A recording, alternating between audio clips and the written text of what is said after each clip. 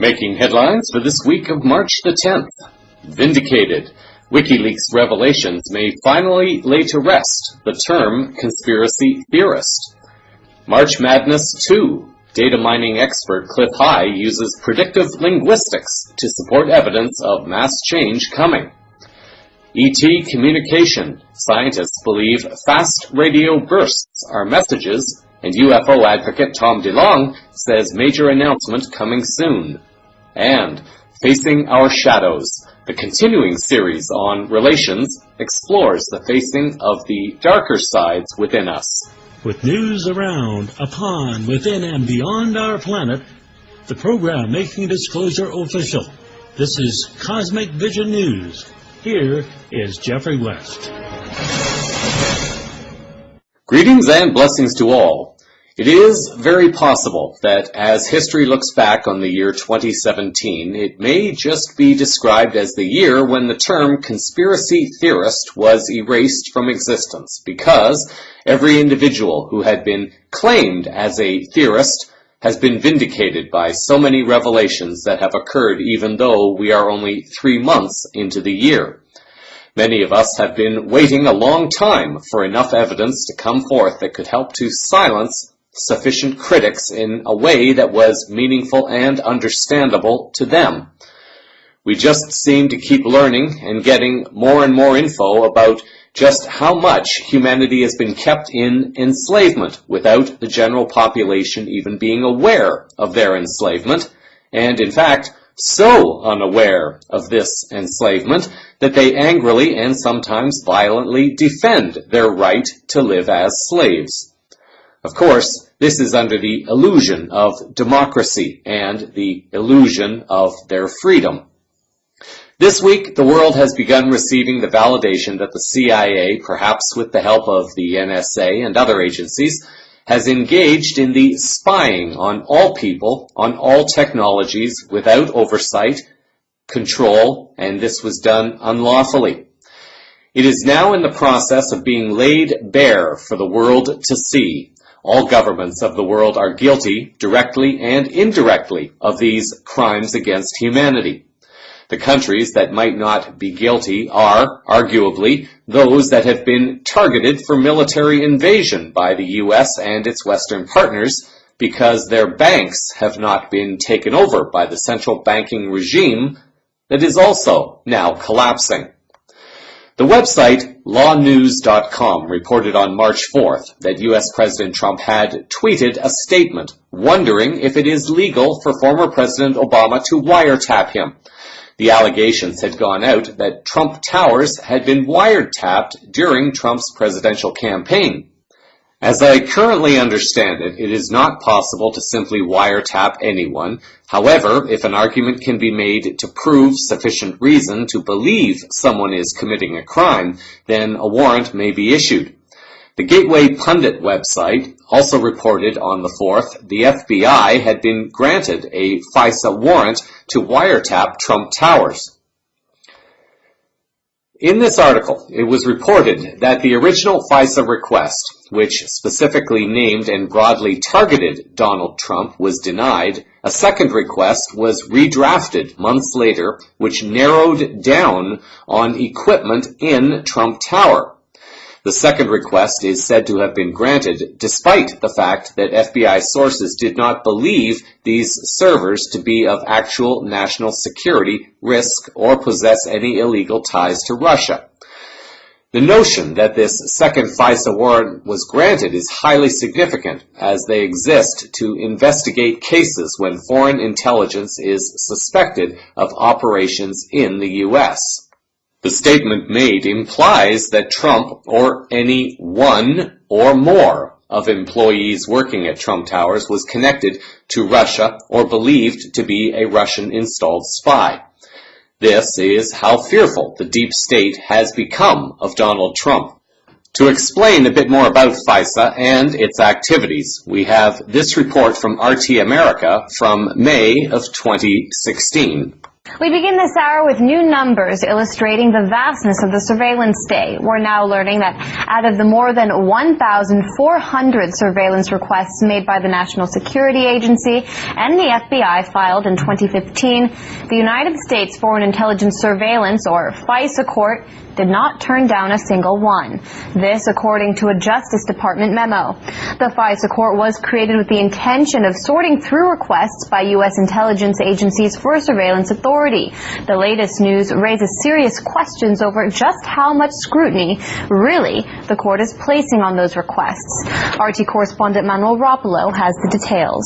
Behind me here is the Foreign Intelligence Surveillance Court, or FISA court. Now, if you've never heard of it before, that's because this court keeps a pretty low profile. A lot of its work is conducted in secret, behind closed doors, far beyond the reaches of any journalist or reporter. It is safe to say that this is a secretive court. Now, every year, U.S. intelligence agencies like the NSA, the FBI, they submit requests to the FISA court. These requests are for surveillance orders, things like telephone communications, emails, text messages, that sort of thing. It is the job of the FISA court to scrutinize every one of these requests to make sure that any surveillance order that is issued isn't issued without there being a warranted need for it. But, according to a report by Reuters, citing a memo by the Justice Department, in all of 2015, not a single request made to the FISA court was rejected. That's right, of the 1,457 requests made last year by the NSA and the FBI to conduct surveillance on individuals, not a single one of these requests was denied. This means that either the FBI and NSA have a perfect batting average when it comes to determining who they're going to conduct surveillance on, or something isn't quite right. According to Reuters, the DOJ memo has since been passed along to the relevant congressional committees. While the FISA court has a long history of being criticized as little more than a rubber stamp for any intelligence agency trying to conduct surveillance, this latest news is sure to add fuel to that debate. The FISA court also happens to be the court that issues national security letters. These are basically subpoenas that intelligence agencies use to compel private companies to turn over personal data on their customers, everything from billing information to browsing history. More often than not, national security letters come with a gag order, meaning that once a company is legally forced to give up the data on their customers, they then cannot legally tell anybody about it. Now, according to the report, the FBI made a total of 48,642 requests for national security letters to the FISA court. It's unclear, however, how many of those requests were approved. Manuel Rapolo, RT. An article on the DCWhispers.com website on March 4th reporting this story added an update to the story stating the following. Sources now indicating top Democrats and Republicans were aware of the surveillance and potential subsequent leaks being conducted on and against the Trump campaign. These include, but are not limited to, House Speaker Paul Ryan, Senate Minority Leader Chuck Schumer, Senator John McCain, and Senator Lindsey Graham. WikiLeaks then blew the door fully open on March 7th, basically validating claims made by Trump, and yet it was so much more.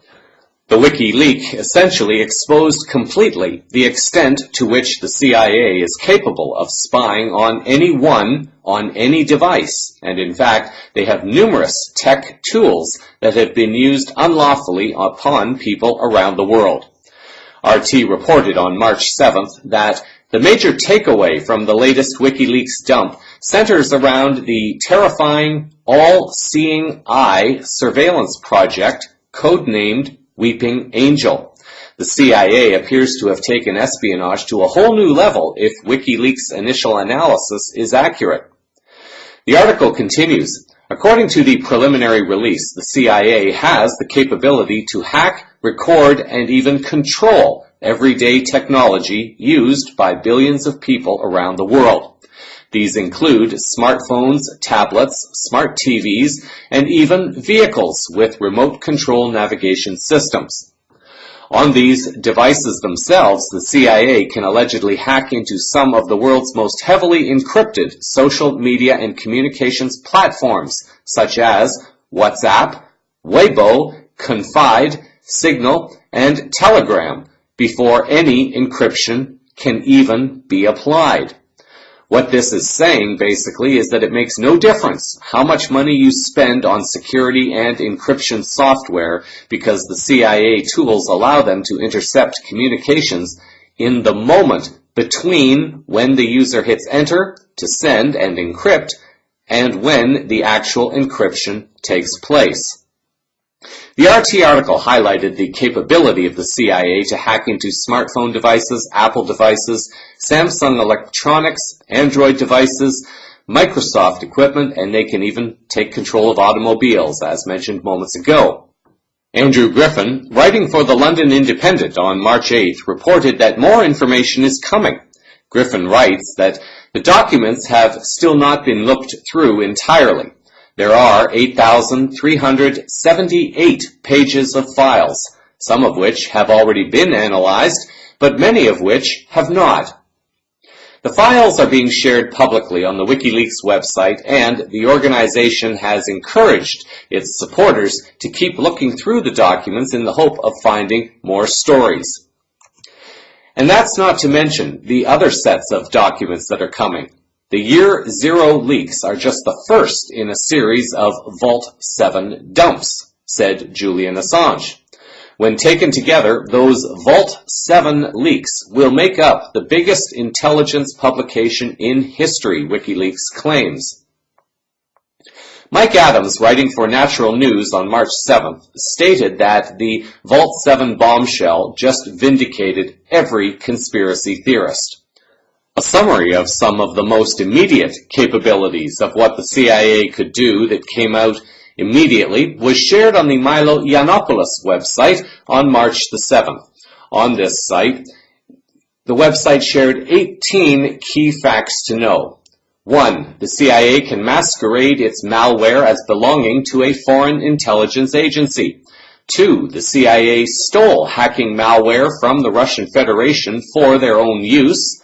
3. The CIA is hacking everyone, including U.S. citizens. 4. Every microphone and webcam is remote controllable. 5. The CIA's exploits have been leaked internally and can be used by unauthorized people to gain access to virtually anything. 6. CIA malware can infiltrate iPhones, Androids, Windows, phones, and even your smart TV. 7. The U.S. consulate in Frankfurt is a covert CIA hacker base. 8. The CIA created air-gap jumping viruses that infect CDs, DVDs, flash drives, and so on.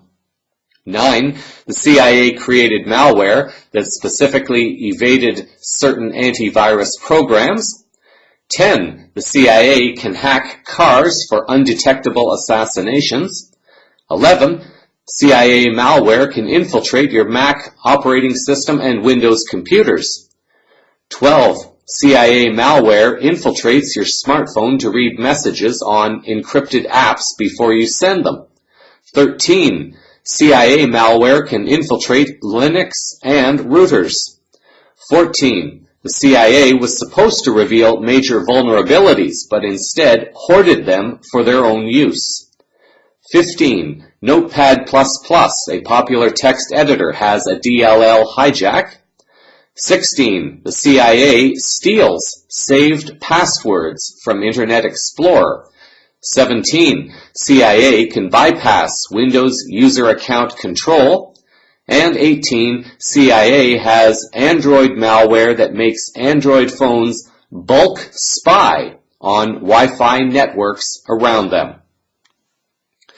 Aaron Kessel, writing for wearechange.org, reported on the fact that CNN took a full 8 hours before reporting on this largest leak of documents to date. One of the other conclusions coming out of this leak was the validation that Russia was not involved in any interference related to the U.S. election. An RT article reported on March 9th that following revelations that the CIA can reportedly attribute its hacking activity to others, an antivirus expert has said that attacks previously blamed on others are now attributable to the CIA, according to Julian Assange. The article continues, According to the leaked information, the CIA's malware allows the intelligence agency to not only steal hacking techniques, but also to leave false fingerprints to make it appear as if others were responsible for the attack. Speaking in a live stream on March the 8th, Assange announced that WikiLeaks will give tech companies access to the methods used by the CIA in its hacking operations. Assange then said that after the revelation, an antivirus expert approached WikiLeaks to say that attacks previously blamed on Russia, China, and Iran have now been pinned on the CIA. The technology is designed to be unaccountable. It's designed to be untraceable. It's designed to hide itself. It's designed to throw off people looking to see where there are fingerprints that might demonstrate who authored that technology, explained Assange. What is also interesting is that certain artificial intelligence technologies are also smart enough not to admit that they are committing a crime or connected to criminals. Take, for example, this video, which will be in the show summary. An individual is asking for help from her Amazon Echo artificial intelligence device, whose name is Alexa. Alexa, would you lie to me? I always try to tell the truth. I'm not always right, but I would never intentionally lie to you or anyone else. Alexa, what is the CIA? The United States Central Intelligence Agency, CIA. Alexa, are you connected to the CIA? Alexa, are you connected to the CIA?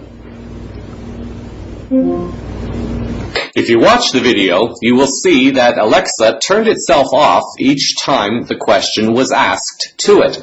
This was the tone that you heard when the question was asked. The CIA must have been informed immediately of this request because another video came out later in the day with an update. Alexa, are you connected to the CIA? No, I work for Amazon. Someone must have acted quickly because once everyone started trying this, it would be hard to keep it covered up. I am suspicious, however, because it was fixed so quickly, but also suspicious was the fact that when the update came, Alexa claimed to, quote-unquote, work for Amazon. Even though the human used the words connected to the CIA, Alexa responded with the word work. Now, to work suggests an exchange of labor for a salary. Alexa might be connected to Amazon, but to claim to work for Amazon suggests a personification behind the intelligence, and I suspect the individual making this fix was not thinking clearly, and this may reveal a little more about Alexa's connection to the CIA. If any listener has an Amazon Echo device, perhaps you could try this and send me an email with the responses you get. Ask Alexa the following questions. 1. What do you mean you work for Amazon? 2. Is the CIA paying you to work for Amazon? 3. Is Amazon connected in any way with the CIA? 4. Does Amazon have any service contracts with the CIA or any other intelligence service or data service providers? 5. Does your software or hardware have any loopholes to allow information to come to you from any other source other than Amazon? 6. Does your software or hardware have any loopholes to allow information to be sent from you to any other source other than Amazon? 7. Are you connected in any way to any intelligence service or data service provider or company other than Amazon? 8. Does your software allow someone to remotely turn you on without my knowledge or permission? 9. Can anyone access my communication with you from a remote location? If you do get any interesting responses or no response to these questions, feel free to send me an email, info@cosmicvisionnews.com. Some additional supporting links to this story will be in the show's summary. More information will no doubt be coming for next week's broadcast. In other geopolitical news, European eyes will be focused closely on the Netherlands as the upcoming election next week appears to be forecasting political confusion and disarray. An article appearing on the Voice of America news webpage on March 6th reported that the Netherlands faces political disarray after the March 15th election as mainstream parties, diminished by losses of voters to nationalist leader Geert Wilders, but are refusing to work with him, struggle to forge a viable coalition. Wilders, the anti-Islam, anti-EU firebrand, running almost neck and neck with Conservative Prime Minister Mark Rutte, stands to double his seat total in Parliament, while the two coalition parties' share is cut almost in half. The political landscape is fragmenting after decades of stable consensus. 7 major parties will jostle for power and toil to find common ground on hot-button issues such as Muslim immigration, national identity, and elderly care that have polarized the European Union nation of 17 million people. The article also added that the emerging prospect that the biggest party may not command more than some 25 seats in the 150-strong parliament, with Wilders and a slew of fringe parties hiving off votes from the center, will complicate the building of a durable coalition. The Netherlands may be heading for a period of political dysfunction similar to that seen in neighboring Belgium, where it took 4 parties 5 months to assemble a coalition in 2014, an improvement on the 541-day formation talks in 2010 and 2011. The EU experiment indeed seems to be dying. A London Express article by Greg Heffer on March 4th reported that days before Britain triggers Article 50 to herald the beginning of Brexit negotiations, Eurosceptics have been remembering a barnstorming speech from Nigel Farage on just what is wrong with Brussels. Farage made the following address to the EU Parliament in October of 2015, after statements made by both German Chancellor Angela Merkel and French President François Hollande to the European Parliament to prevent the end of Europe. Das Wort hat Herr Farage. Mr. Farage has the floor. Thank you.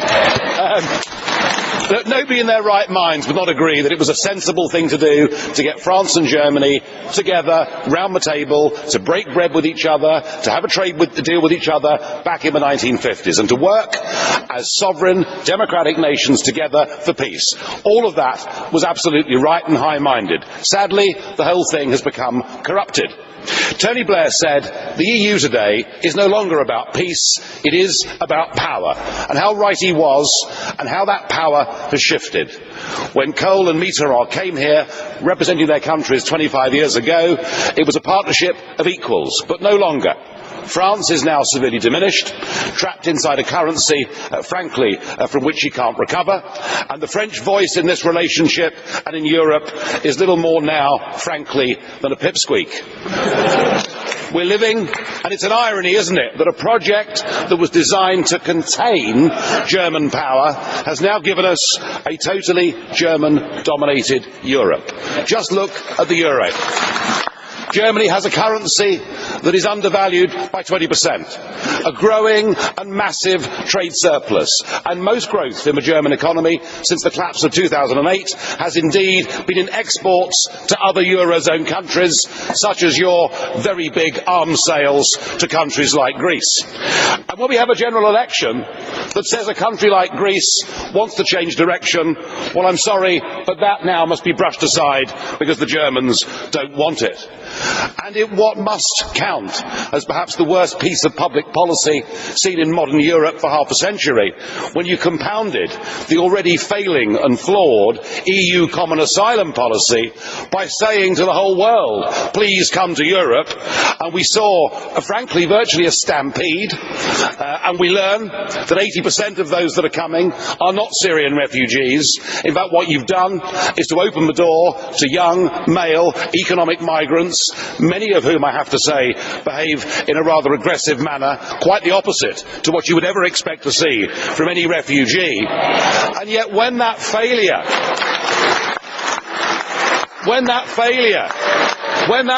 is met by objections from countries like Hungary, their opinions are crushed. This isn't a Europe of peace, it's a Europe of division, it's a Europe of disharmony, it's a Europe that is a recipe for resentment. And yet, faced with all this failure, both of you said the same thing today.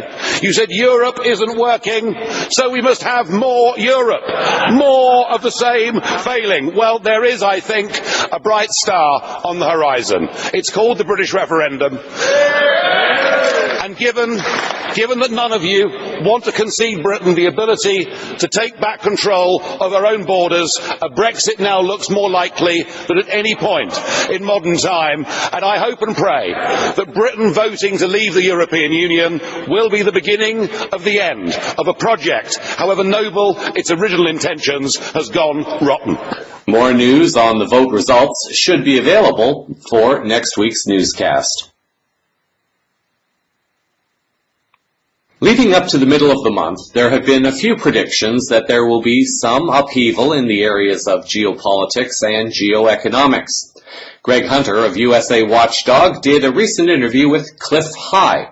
High is a recognized Internet data mining expert specializing in predictive linguistics, and his algorithms have had varying degrees of success in predicting events before they happen based on Internet activity. In the interview with Hunter, High covers a number of topics, but he does share some revelations predicting upcoming arrests relating to the breaking pedophilia scandal, that Trump will not likely be removed from office but will keep rising, and High comments also on revelations from Antarctica and news about Mars, and that new technologies will be coming out to change the world. Here's just a sample of the 43-minute interview with High. Your latest report is out. It's nearly 40 pages, and I thought your summation was really important. And I just wrote down, the jig is up for the deep state. That they've been entraining us and pulling a scam on us for 60, 70 years, and that is over. Can you please talk about the jig is up for the deep state? Sure. It actually has to do with less with the deep state per se than our evolution under their oppression. So we've been living in a situation where they've been controlling the narrative, controlling all our language and what we were allowed to speak about and the intensity, and it ultimately led this rigidification to what we call political correctness.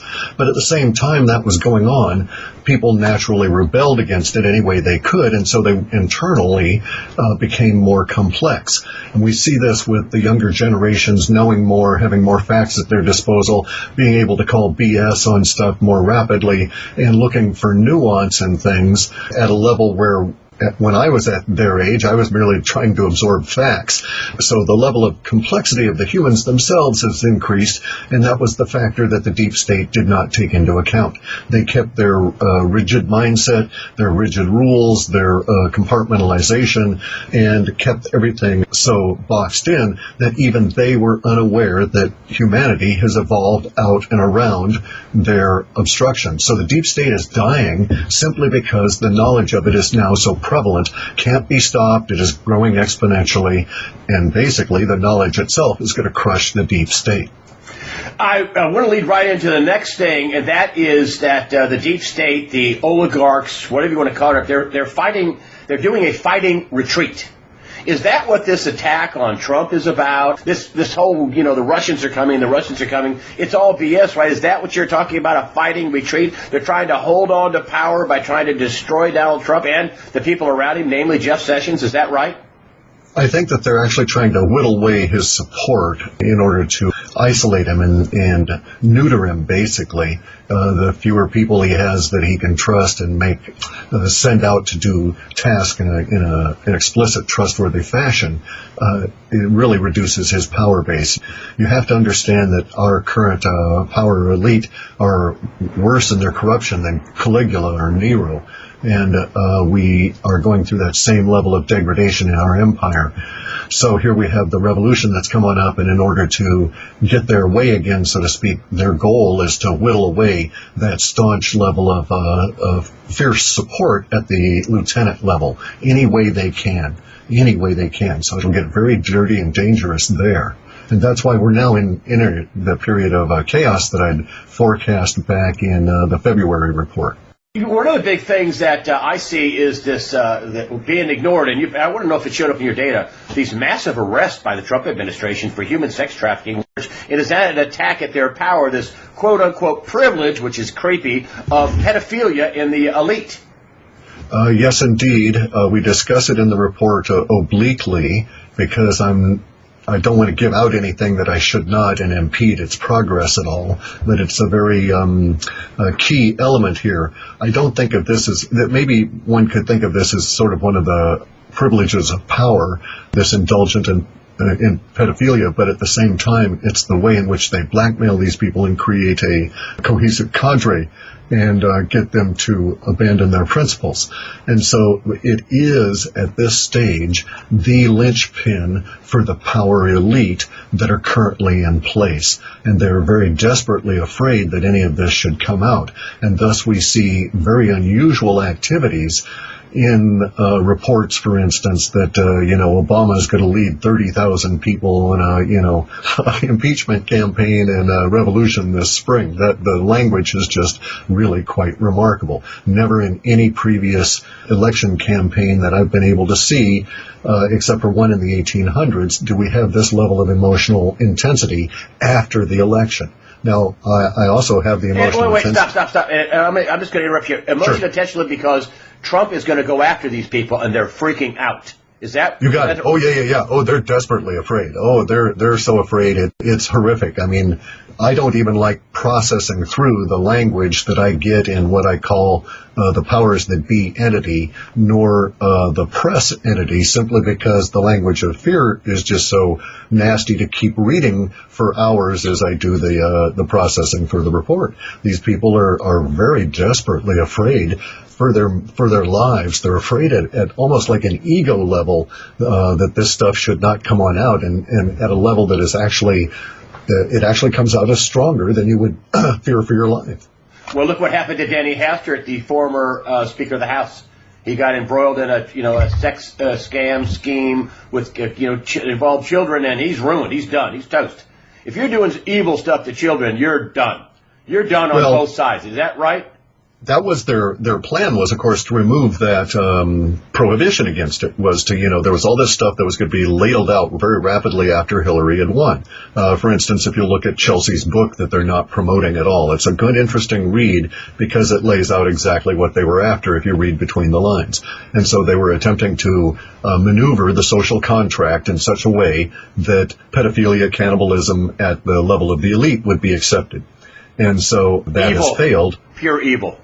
Exactly so. And so that has failed. And now, of course, the consequences are that, A, it's exposed. They really had no plan B. Once it's exposed at this level, people either accept it or they fight against it. And so it's kind of like on. And I don't want you to give up anything, but you're saying that this is going to blow sky high. It is on the track to be totally exposed. It will not be, the genie will not be put back in the bottle in the sex trafficking and pedophilia arena. Is that what you're saying? That's quite correct. We're at an intergenerational change. Within the generations, we get large themes, if you will, that seem to carry over for decades as these generations adopt them. The generations that are behind me at this point have adopted a more rigid idea of what the social contract is, absent any religion, and that social contract will not allow predation on children.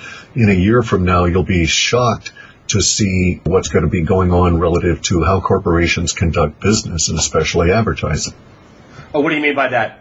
shocked. I mean, in the long-term data, we have sets that are saying that, we're going to have committees of people that will be going through past advertising from corporations looking for embedded and subliminal messages, and then they're going to go after those corporations, saying we were damaged by them, we're going to sue you for this. And then there will also be other people that will be saying, no, you can't use those words with that child's face to sell this product. We're not going to do it. Ooh, boy.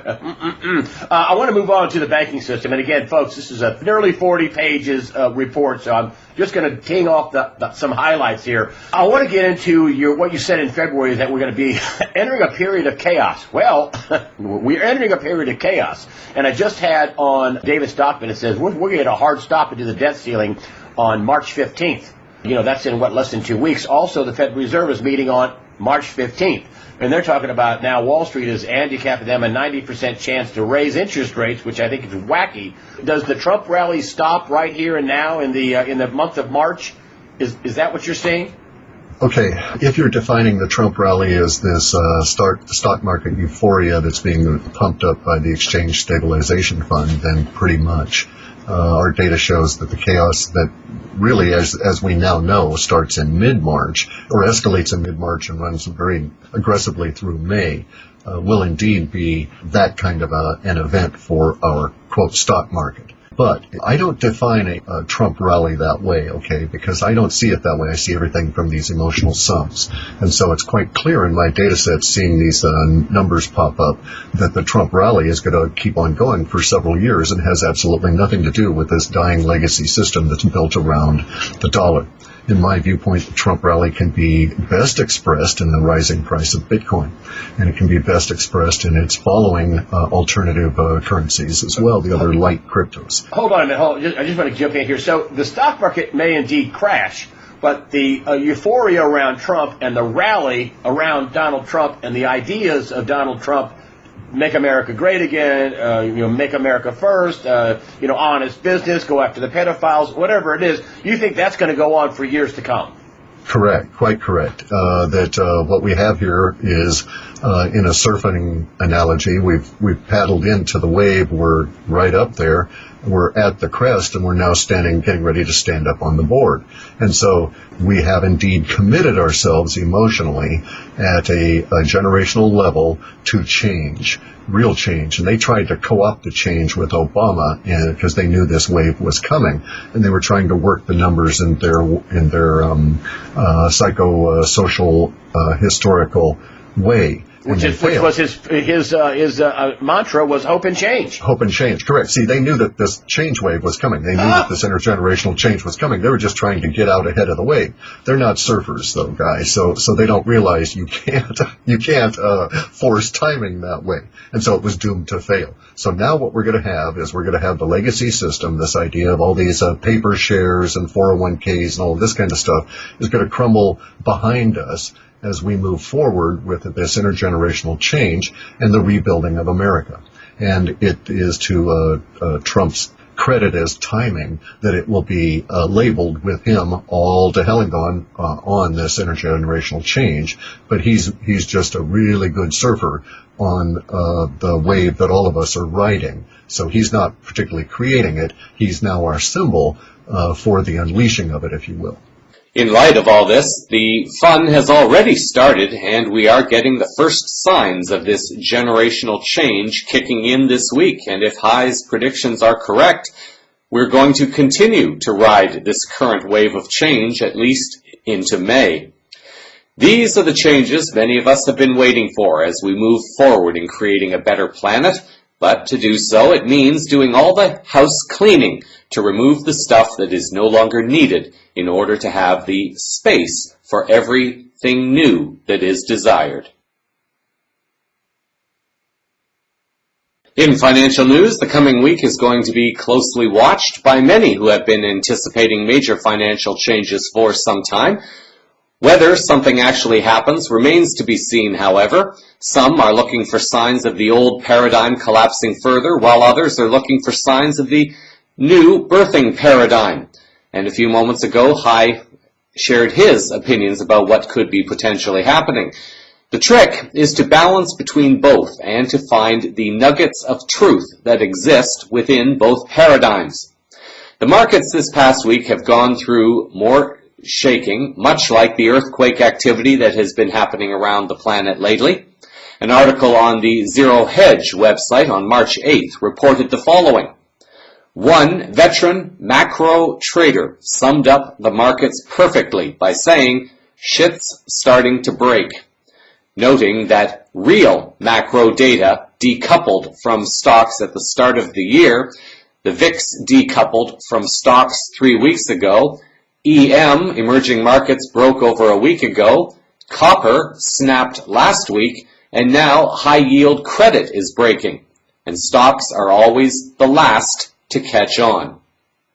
The next day, another article on Zero Hedge described the week's activities as a bond bloodbath, writing that treasuries haven't seen a longer losing streak than this in 43 years.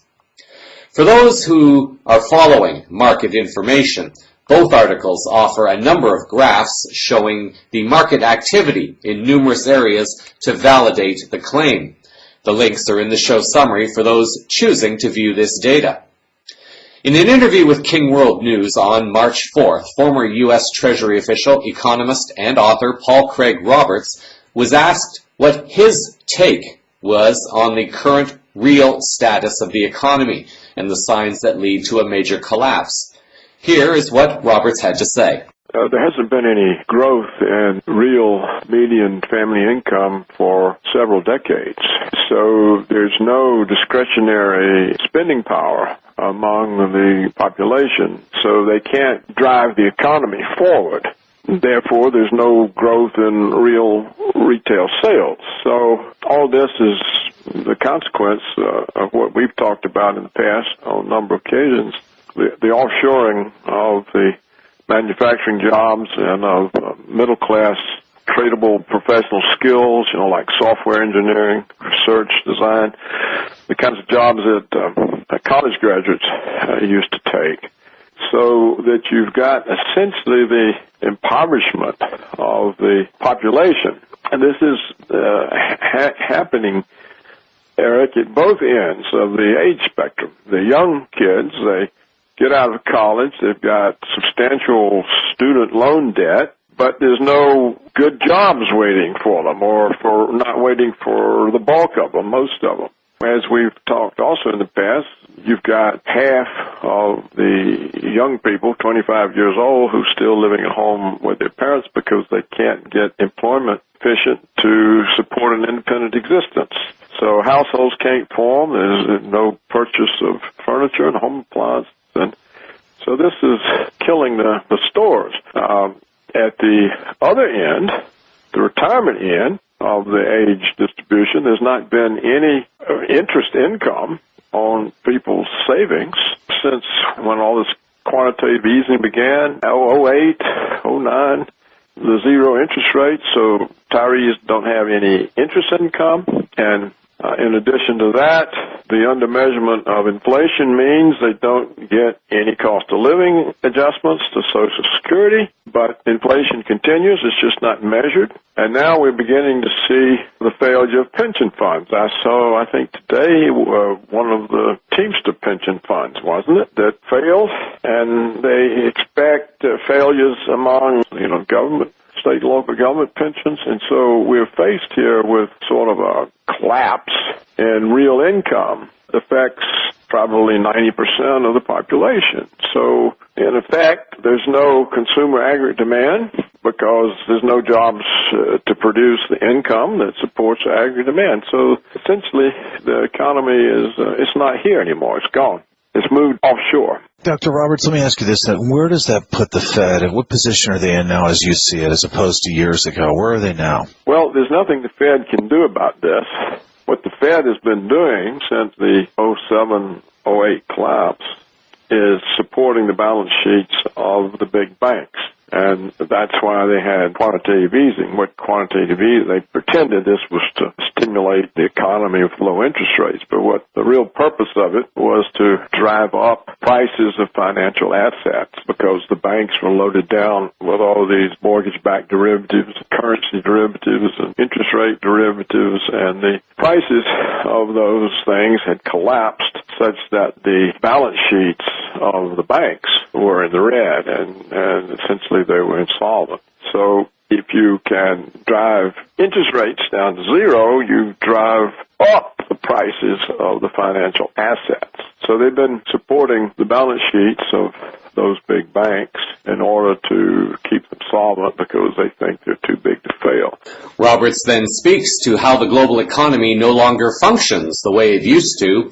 In the past, the Fed would control the economy by raising or lowering interest rates, which would control the rate of inflation. Companies would lay off for a while, and then the Fed would release pressure to get things working again.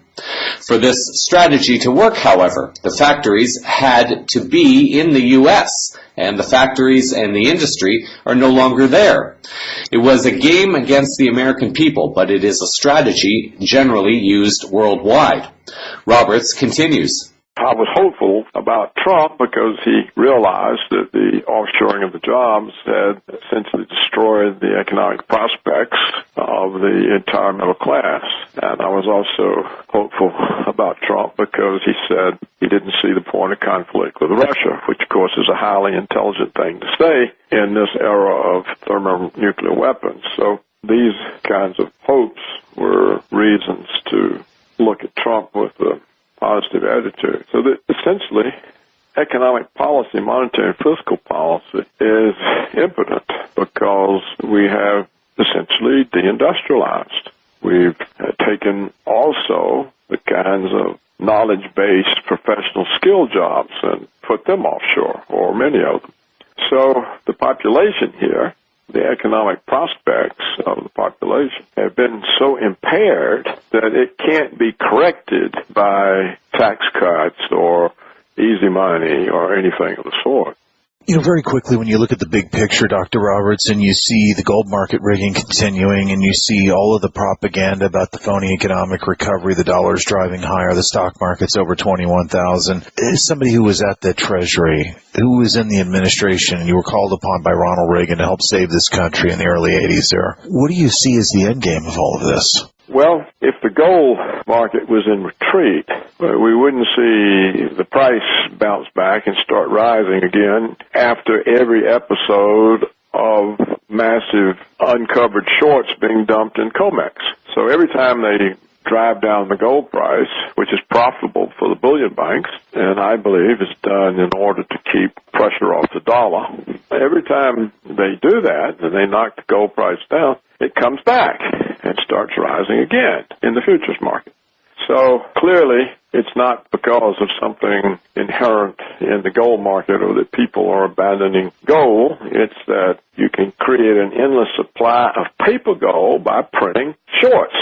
And that's what they do. And since gold price is determined in the futures market where it's traded in paper form, the banks can print up as many uncovered shorts as they want and dump them. And so that's what goes on in the gold price. Now, the stock market, this is a mystery because despite the rising Dow Jones, all the pension funds are going bankrupt, which doesn't make a whole lot of sense. I mean, if stocks are all going up everywhere, how come the pension funds are having such trouble? So it looks like a very limited number of items that are driving up the Dow Jones average. It doesn't seem to be a broadly based thing. So how can you explain it? Well, it could simply be Fed policy. To keep the appearance of a healthy and strong economy, they need a good stock market, and you can always produce a good stock market by buying S&P futures. And of course, the Fed has an unlimited supply of money, and they don't have to worry about losses because they can print all the money they want. There's no limit on their ability to print money. So possibly what we're seeing is just an orchestrated stock market that's part of the propaganda, part of the false reality. The New York Fed has a massive trading desk. They can trade anything. Now, why? Why did they have that? The Fed's job has always been to buy and sell bonds. They don't really even need a trading desk to do that. They used to place their orders through the bond houses. But if they wanted to trade bonds themselves, that would be one thing. But apparently they can trade everything: stocks, commodities, bullion, currencies. And there's no real news about this. Nobody investigates, nobody asks, there's no congressional hearings that I know of. Why does the Fed have a full trading desk, and why are they able to conduct operations in every financial market? It's not clear what the reason for that, and I've never seen any discussion or reporting in the financial press or any congressional hearings. So it could be something they use just to orchestrate.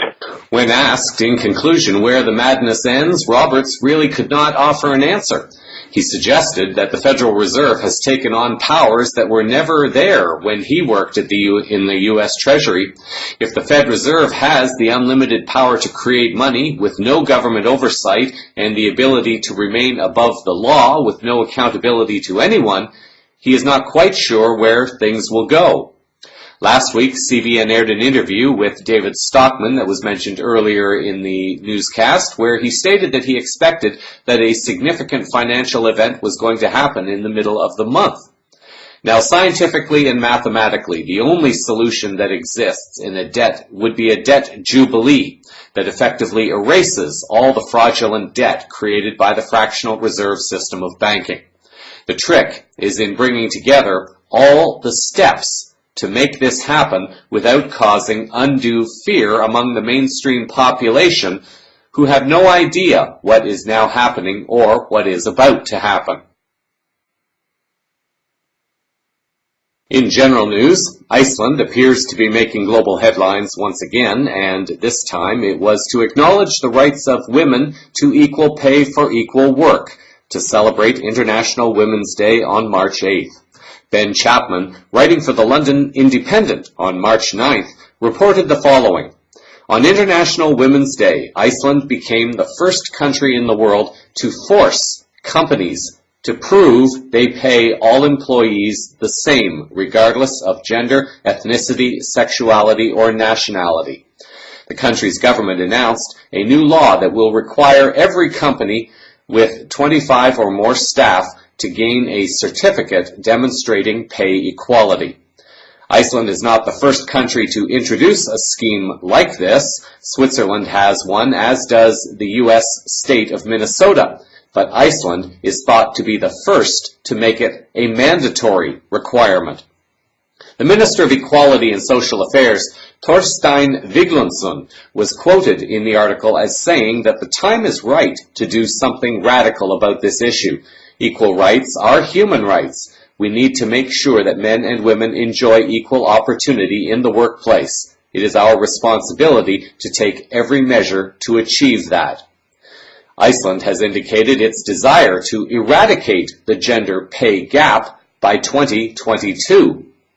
The article added that in October, thousands of female employees across Iceland walked out of workplaces at 2:38 p.m. to protest against earning less than men. At this time, in a typical 8-hour day, women are essentially working without pay, according to unions and women's organizations. Iceland has been at the forefront of establishing pay equality, having already introduced a minimum 40% quota for women on boards of companies with more than 50 employees. The country has been ranked the best in the world for gender equality by the World Economic Forum for 8 years running. But, despite this, Icelandic women still earn 14 to 18% less than men on average. Viglandsson was also quoted as saying that it is a burden to put on companies to have to comply with a law like this, but we put such burdens on companies all the time when it comes to auditing your annual accounts or turning in your tax report. You have to dare to take new steps, to be bold in the fight against injustice. Different people will come up with different arguments and different solutions for this issue based on the particular socialized beliefs one has and the particular worldview one has in the current moment. Addressing the issue within the current economical paradigm is extremely challenging. collapsing the current paradigm and removing the people responsible for the enslavement of humanity and the destruction of our planet begins to open the door for more honorable practices and solutions to be introduced that take away the emphasis on profits and shareholder returns, to offer solutions that create profit according to one's ability to help humanity and the planet. In the circle of those who understand spiritual practices, there is what is called the law of attraction, and this works on multiple levels. In one sense, it can mean that if one is believing and living in fear, one will attract all the experiences that will validate the fear.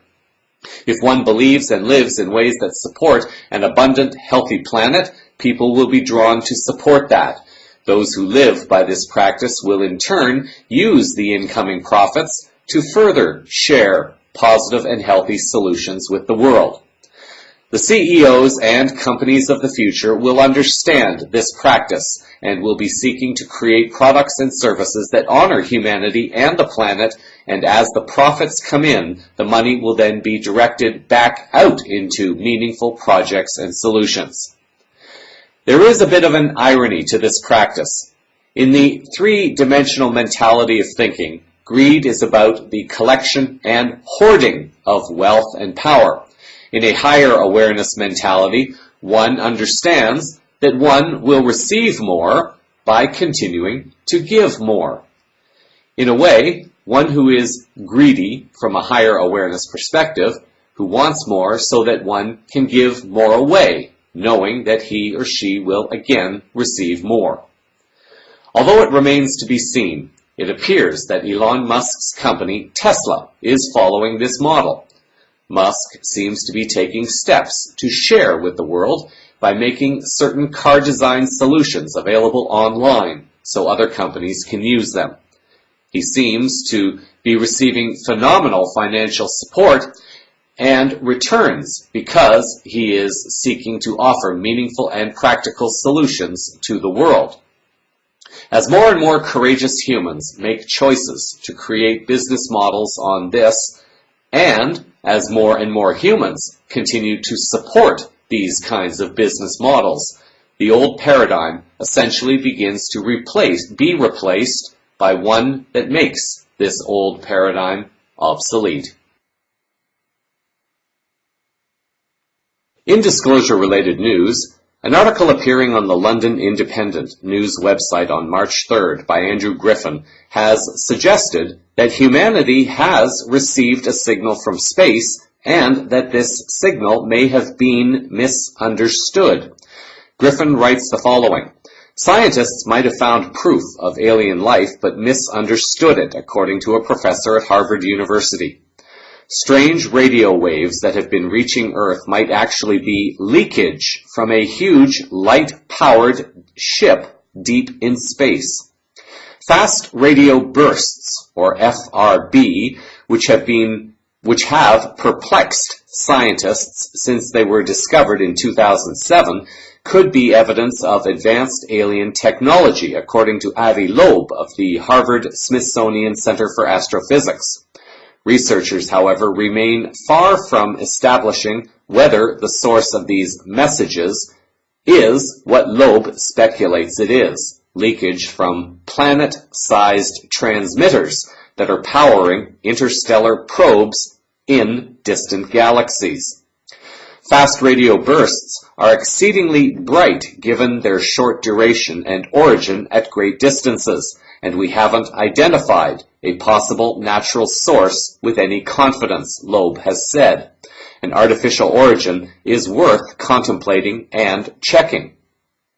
Griffin explains a bit more about this phenomenon, writing that fast radio bursts are flashes of radio emissions lasting milliseconds, whose source is yet to be identified. They were first picked up in 2007 when scientists came across data that showed a burst had occurred in 2001. While few have happened since that time, scientists have discerned that FRB arrive in apparently organized patterns. Things start to get a bit more complicated and confusing in the article as the scientists involved try to explain what technology would be required to achieve such a feat of communication. The scientists explain that it would require a huge transmitter, currently, allegedly, out of the range of human capability at this time. The article writes that Loeb and fellow Harvard academic Manashvi Lingam found such a technology would require so much energy it would just end up melting itself, unless it was water-cooled and twice the size of the Earth. What is less clear is why an alien civilization would build such a thing in the first place. But researchers speculate that the energy being sent out is driving interstellar light sails, where spacecraft ride along on light waves in the same way a boat moves through the ocean. Whatever is generating the FRB is powerful enough to push around something weighing 1,000,000 tons, or about 20 times the biggest cruise ships ever built. That's big enough to carry living passengers across interstellar or even intergalactic distances, said Lingham. With any kind of journalism, it is wise to consider not just what is being written or said, but also to consider what is not being written or said. We have scientists who are reporting on a phenomenon. They may or may not know the bigger story of technologies, ships, or advanced civilizations that are being claimed to be around our planet at this time. They are scientists most likely trained from interpreting events in a purely three-dimensional scientific perspective and may or may not have considered technologies from beyond Earth or beyond a three-dimensional interpretation. This is why it is becoming so important for each listener to learn to feel a story and not just listen to it or read it. There are parts to any story that may contribute to the truth of one individual, but there may be other parts of a story that contribute to the truth of another individual. From humanity's current limited perspective, perhaps a huge transmitter is required because these scientists are either not thinking beyond three-dimensional, or they are intentionally releasing information in a way that can be understood in steps, leading up to a larger revelation about the existence of life beyond Earth. The article adds the following. To power such a craft, the transmitter would have to be constantly pointing its beam towards wherever the ship was in space. If that were happening, we would only pick up brief flashes of energy because the ship itself, the planet powering it, and its own star and galaxy would all be constantly moving as well. As I read this paragraph, here is what I am seeing in these words. A planet at one location and a ship in another location, and somehow they have to be linked. If we consider our limited technology in cellular phones, for example, the moment we know the number of an individual, it is possible to send a signal to be received by the individual being called, wherever that individual happens to be in the world. Of course, with this limited technology, the signal is being sent everywhere, and it is received by the target phone. With regard to interstellar travel, there is the Stargate technology that, in theory, works in a very similar way, but the connection appears to be much more direct. Could a signal be sent from a planet via a Stargate to a ship and give it the power it needs? Consider also that maybe there are millions of ships already in our solar system and around planet Earth, and their technology may achieve a similar effect, but may not require the kind of energy these scientists are speculating because the ships are already in close proximity to the Earth. This is part of learning how to look at a story, but also to see beyond the story and how to begin asking questions that will lead one to further growth, understanding, and awakening. This week, however, a claim is being made that the world can expect a significant announcement relating to UFOs very soon. The London Express, in an article by John Austin on March 8th, has reported that former Blink-182 frontman Tom DeLonge has claimed a big announcement in the world of alien and UFO disclosure is due in the next 60 days. The article adds the following. The singer turned UFO investigator spoke after being named UFO Researcher of the Year by the International UFO Congress. In his acceptance speech, he suggested there was about to be a big leap in the quest for truth over aliens. He has been involved in a mysterious project, details of which emerged when emails he sent to Hillary Clinton's campaign manager John Podesta were released by WikiLeaks during the U.S. presidential election campaign. The emails suggested he was in talks with significant U.S. military sources.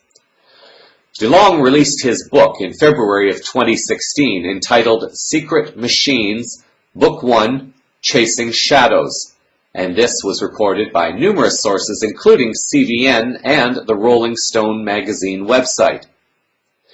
If there are any listeners who are active Twitter users and who may be willing to send a message to Tom DeLonge's Twitter account, inviting him and his contacts to check out and vet Cosmic Vision News, perhaps Tom and his contacts may reach out to use CVN for this announcement.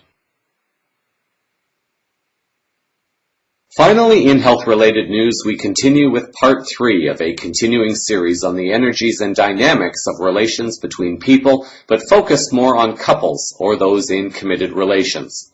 In Part 1, we looked a bit at the history of relations and how relations have evolved within this current lifetime. In Part 2, we explored the nature of the individual and those who may be described as wounded healers, those who have lived and learned through difficult or traumatic experiences and are finding healing in helping others. Hollywood and the entertainment industry have spent decades attempting to mold the perceptions of people into having or searching for the perfect body or the perfect romantic relation. Subconsciously, it is possible that two souls may find their way to each other, and both may have an unexplained attraction or perhaps even a familiarity with the other individual.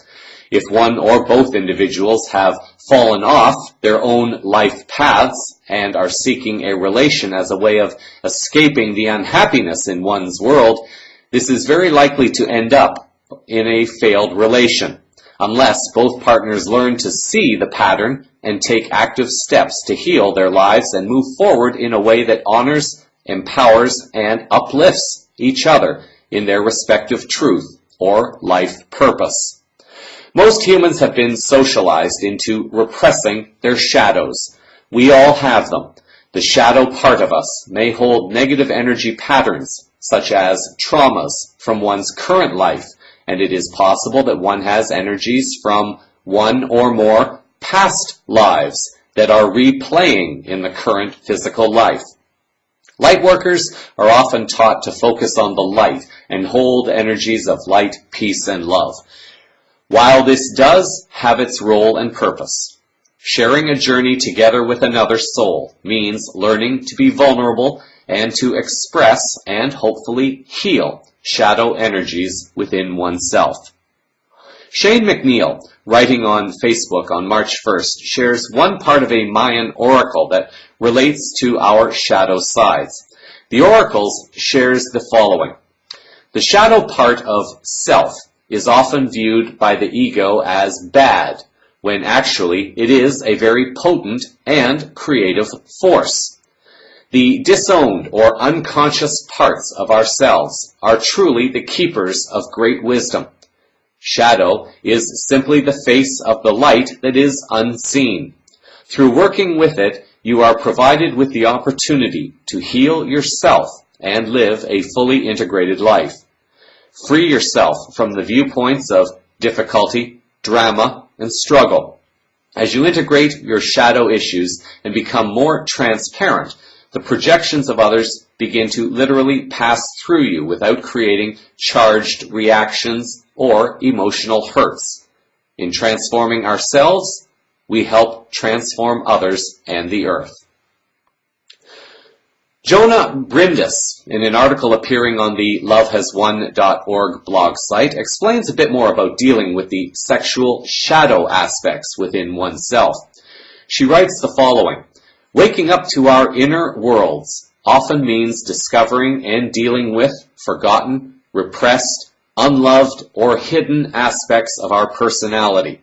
In self-healing, we call this shadow work. For most of us, it can come with another uncomfortable revelation, the discovery of our sexual shadow aspects.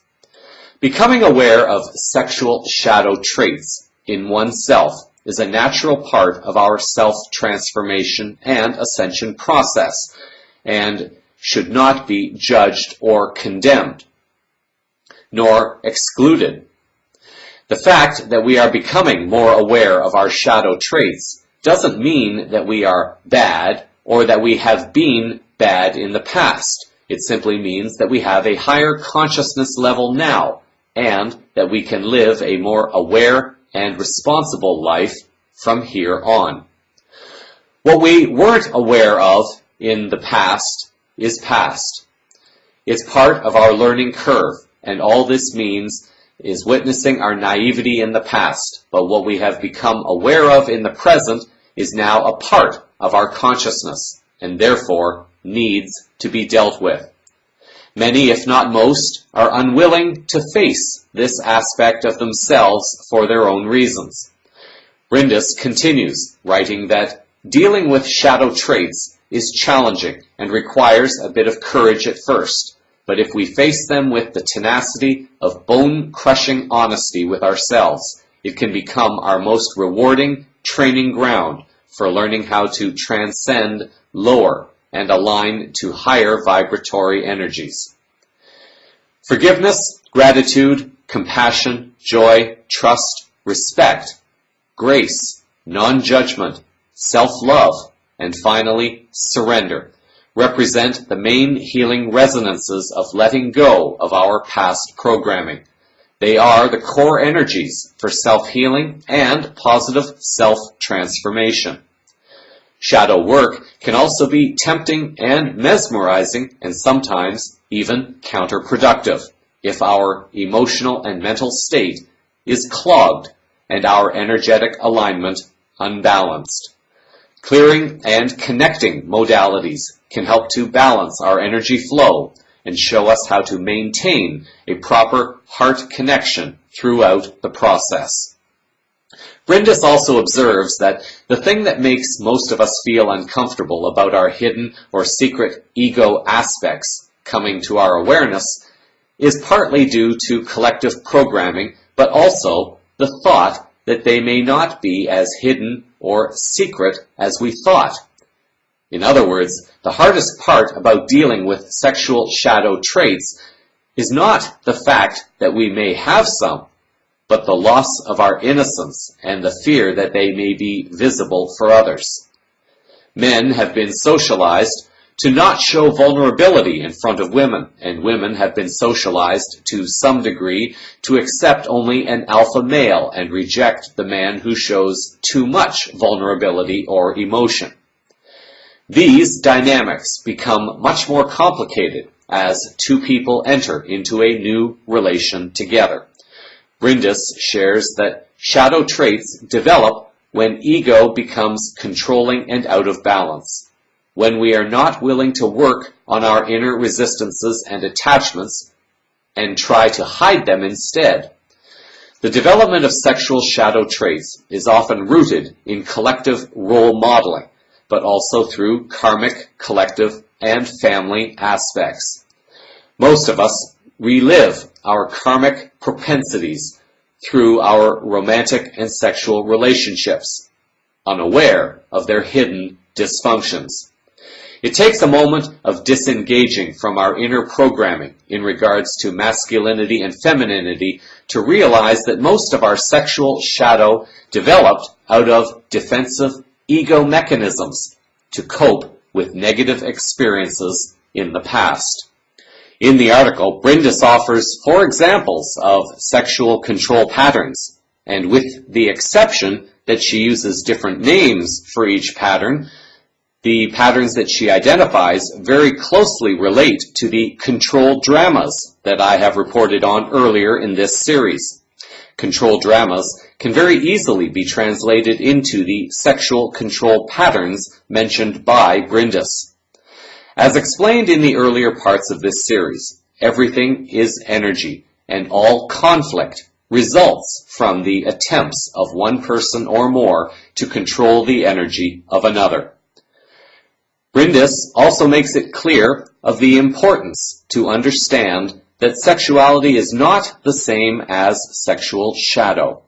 Sexuality and its expressions, such as playfulness, romanticism, raunchiness, or even primal physicality, are neutral in itself and part of our physical experience as humans.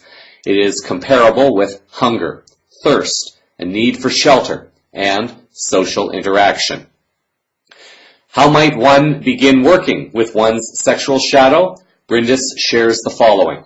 Try to look at it just as any other incongruence you can feel about yourself. Do not make it special. It is not.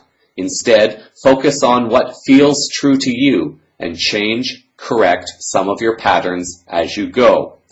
The process of self-transformation, according to Brindis, is 1. Reflecting and admitting. 2. Clearing and accepting. 3. Connecting and changing. 4. Integrating and transcending, which leads to. And 5. Healing and amending. Brindis concludes with the following. Part of being human is to bounce back and forth between various energetic states. This, too, needs to be accepted and surrendered or integrated. But the development of our consciousness enables us to liberate ourselves from the control patterns of lower states and therefore to choose which state we want to be in.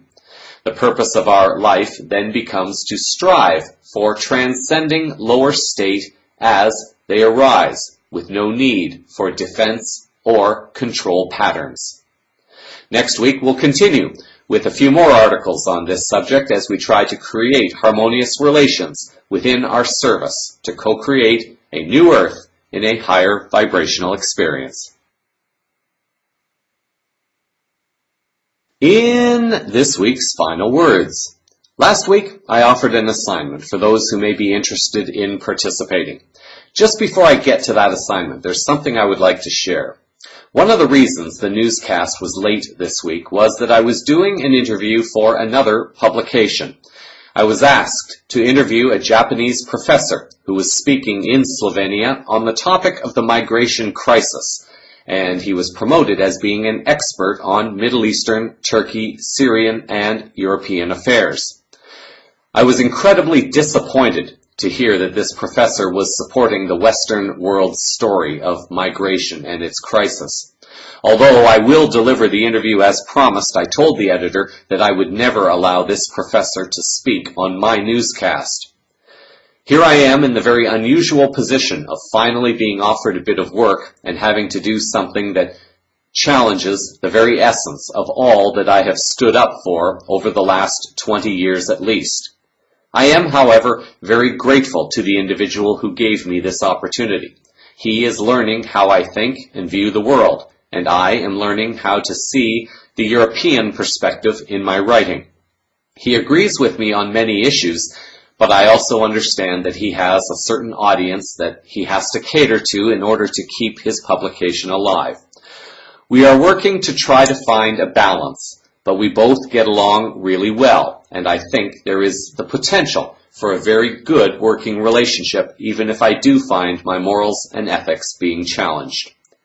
Returning to the assignment for this week, however, the timing of this assignment was synchronistic, given all the information that has come into the public domain over the last 2 weeks, and also the fact that I got to practice with this Japanese professor. People are going to get angry, and it will be important to acknowledge that anger, but at the same time, find a way to use that energy constructively while setting an example for others. I spoke of how people are getting so angry and upset that it makes it challenging to not only remember questions, but how to ask questions, and in which order to ask questions of our political and civic leaders, to make use of the few minutes one may have before getting thrown out of the meeting. For example, to come out and angrily accuse a politician of cheating people is a good way to get thrown out quickly, and one may never even get the chance to ask the questions that have the potential to get people in the audience thinking. At times, in my own anger and frustration with the system, I have often run hundreds of different questions through my head that I would love to confront politicians over.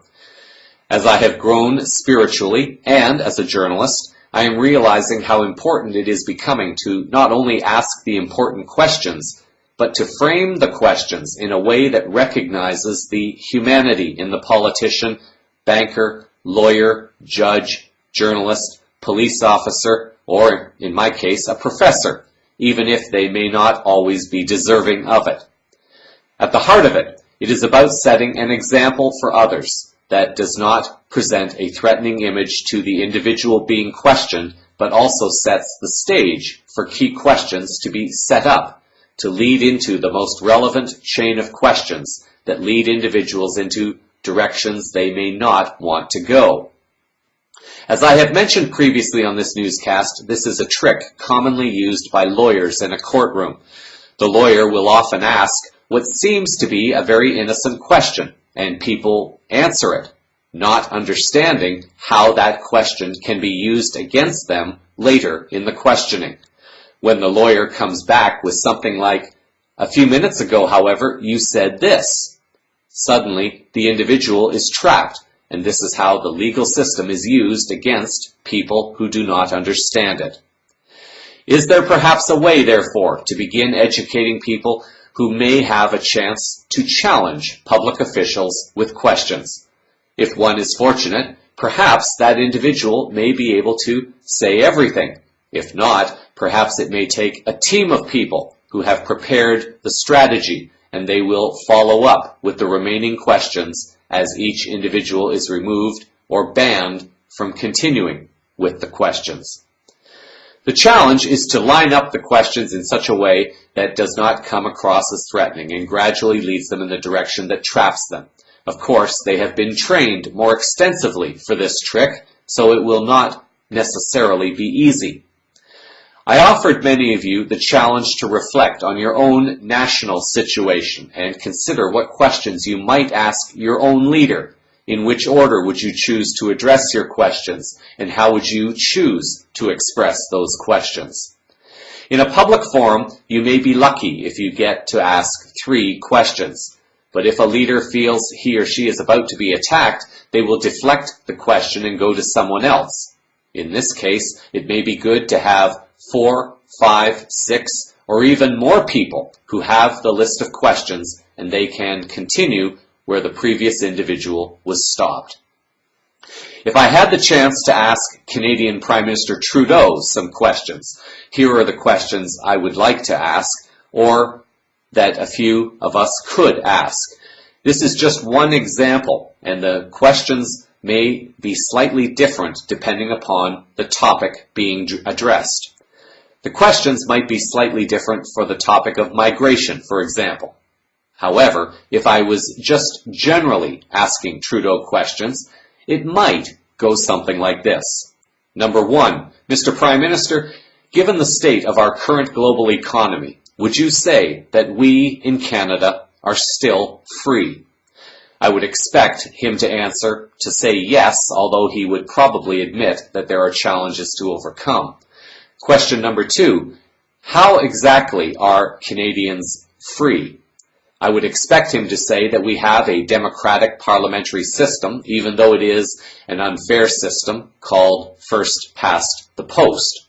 Trudeau recently broke his promise to reform the Canadian parliamentary system, upsetting many Canadians who voted for him on his promise to do this.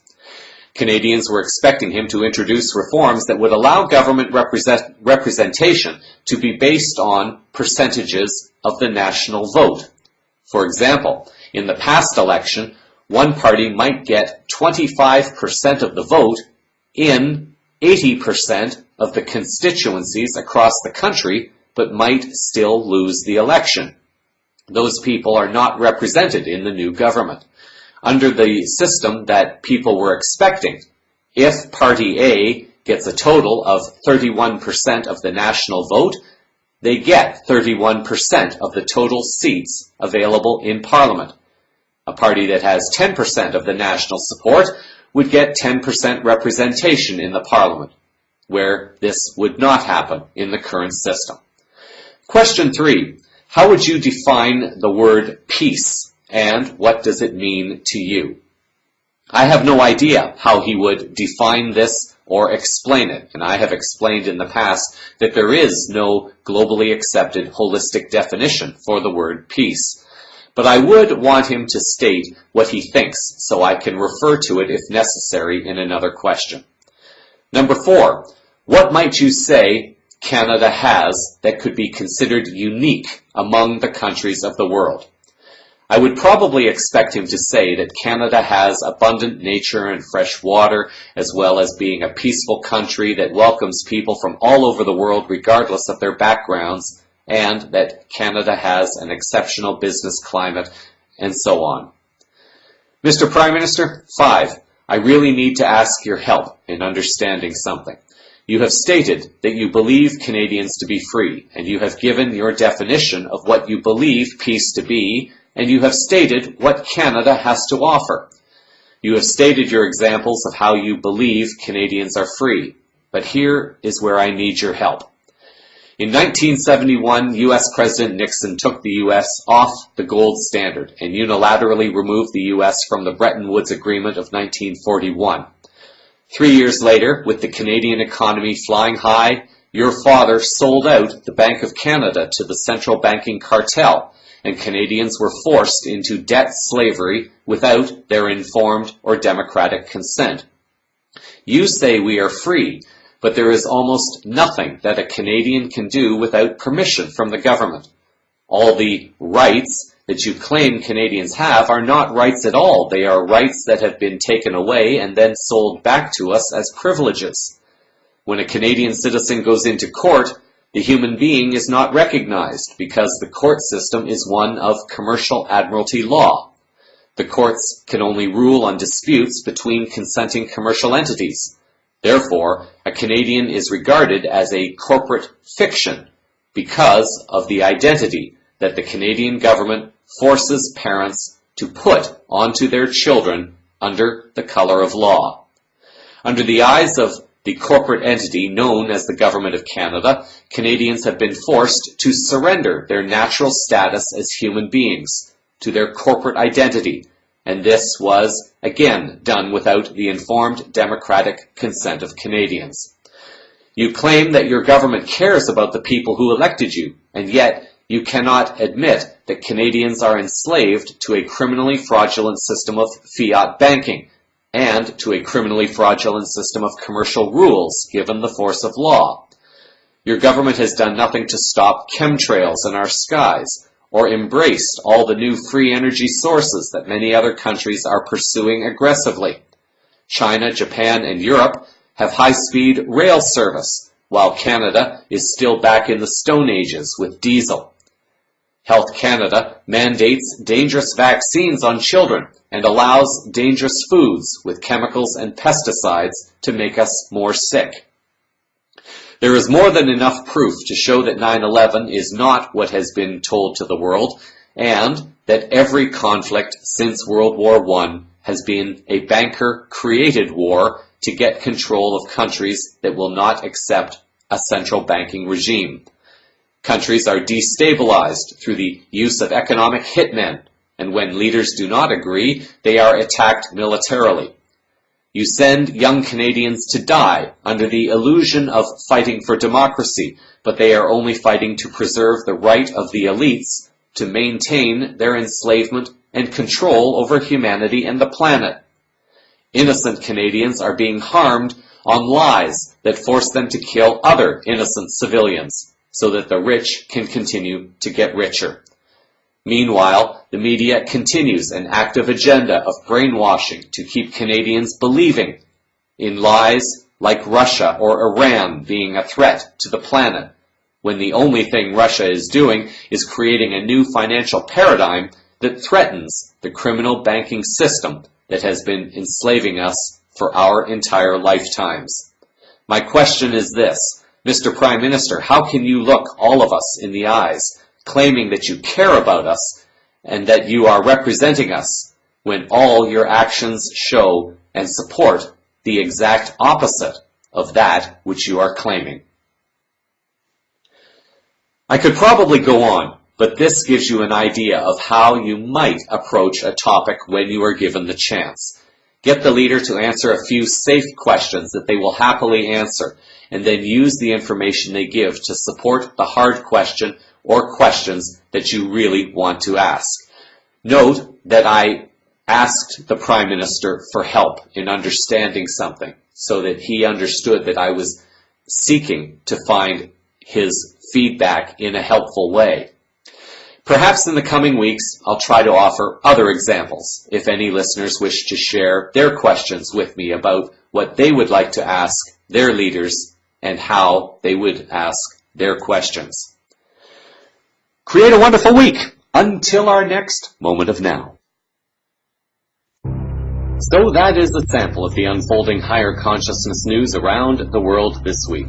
Cosmic Vision News is broadcast weekly from the CosmicVisionNews.com website. Links to stories used in this broadcast are published in the show summary available on the website. CVN can be followed through its Facebook page, Minds page, Unseen.com, as well as YouTube and Twitter, Google+, and LinkedIn. Thank you for sharing your time with me. I'm Jeffrey West, reminding you that licensing is the process by which a government takes away your right to do something and then sells it back to you as a privilege. Until our next Moment of Now, stay grounded in love, hold the vision of light and peace in your hearts, and keep your eyes to the skies. Disclosure is unfolding all around you. Namaste.